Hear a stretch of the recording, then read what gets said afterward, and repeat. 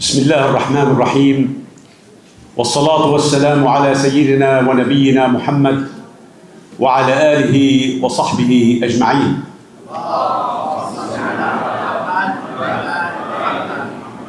علماء الدين الأفاضل، العوائل الكريمة، الريف الحفل، أيها الإخوة والأخوات، السلام عليكم ورحمة الله وبركاته. Dear brothers and sisters, we have for over 1 year now been witnessing this human carnage unfolding before our eyes in Gaza, the West Bank, Lebanon, Syria, and say throughout the region. We have for over 1 year been witnessing this Israeli war machine and its indiscriminate killings of thousands of innocent people throughout the region, and obliterating and destroying cities, towns, and villages, and cradle of civilization. Now, I am not one that subscribes to this grand conspiracy theory. But in this one case, I will say to you with confidence that this is no longer solely Israel's war. This is the collective design and the plan and the war of the collective West. This is the war of NATO. We heard in 2006, Condoleezza Rice state publicly that they wanted to create a new Middle East. This is to contain any resistance to the West's will. This is an effort to maintain and sustain the West's domination, hegemony, and control of the Middle East, its resources, its people, and its geopolitical location. Otherwise, how can anyone explain to us how this manufactured state continues to commit war crimes, genocide, ethnic cleansing, displacements of hundreds of thousands of people, and destroy villages, towns, and infrastructure throughout the region? How can this manufactured entity continues to defy the calls and the efforts for peace, and continues to turn its back to the international community by refusing to implement and comply with a slew of United Nations resolutions, and continues to defy the peace, so much so that it assassinated its own prime minister in 1995, Ishaq Rabin, when he merely expressed an interest in exploring peace. And the world continues to stand and be a false witness to this genocide, to this ethnic cleansing.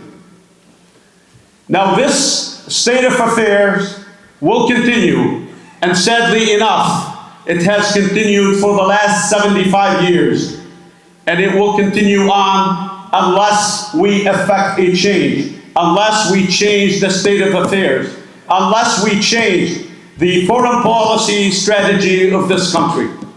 And if there's any place in the world that the change can be effected, it is right here at home. The United States Constitution and the Bill of Rights recognizes and guarantees unalienable human rights endowed to all the human beings, including the right to live, the right to liberty, justice, equality, and self-determination. And those rights are being denied to our people in the Middle East.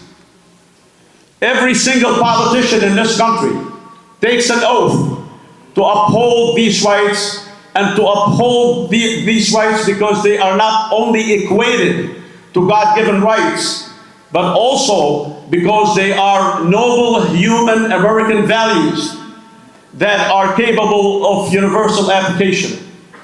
They defy that oath and they violate that oath day in and day out because they are afraid for their political future more than the interests of this country. And those politicians, day in and day out, when it comes to Israel, use double standards and violate the oath of office that they have taken. And they will continue to do so unless and until we come together to say we are here to serve the best interests of the people of this country, the best interests of the United States, and not the best interests of the military-industrial complex, the multinational corporation, and special interest groups. Until that happens, this state of affairs will continue. And in order for it to happen, we must come together. We must unite. And as the mayor stated, we have immense responsibilities. Among these responsibilities is to become active participants in the decision-making process. We can no longer stand in neutral or on the sideline or be marginalized. We have to run for office, we have to vote, and we have to support those politicians who uphold these great American values and who uphold the Constitution and the oath of office that they take. The other day, ladies and gentlemen, a very qualified and effective Lebanese-American coach was fired because he wore the Lebanese flag on his shoulder. While these F-35s are being flown with military missions to Gaza and to Lebanon, and they are being flown by American pilots under the pretext that they have dual citizenship. We also have dual citizenship. And if that wasn't enough, our Secretary of State, Anthony Blinken, lands in Israel and says that I am here as a Jew and not as the Secretary of State of the United States. And he was not held accountable. Now, this is a sinister attempt by the Secretary of State to give the impression to the world that this is a fight between the Jews and Muslims. This is not a fight, this is not a religious fight. This is not a fight between Muslim, Jews, or Christians. We Muslims, they have to understand that we uphold the heavenly religion. Bismillah ar-Rahman ar-Rahim. قل آمنا بالله وما أنزل علينا وما أنزل على إبراهيم وإسماعيل وإسحاق ويعقوب والأسباط وما أوتي موسى وعيسى والنبيون من ربهم لا نفرق بين أحد منهم ونحن له مسلمون. صلوات على محمد وآل محمد. اللهم صل على محمد وآل محمد. Blinken should take notice that our Jewish brothers across universities throughout the land have demonstrated against this war. This war is between good Muslims, Christians, and Jews against the bad hegemony of the industrial complex. So to go back to the responsibilities the mayor spoke of, we have to uphold our end of this deal. And we have an opportunity a couple weeks from now to go and cast these votes. And it doesn't matter whether our candidate wins or loses, so long as we are voting our conscience and we are voting for those people who are willing to uphold the best interests of the United States at heart. Thank you very much for being here. التحية والإكبار لشهدائنا عظماؤنا والفاتحة لأرواح جميع من فقدنا والسلام عليكم ورحمة الله وبركاته.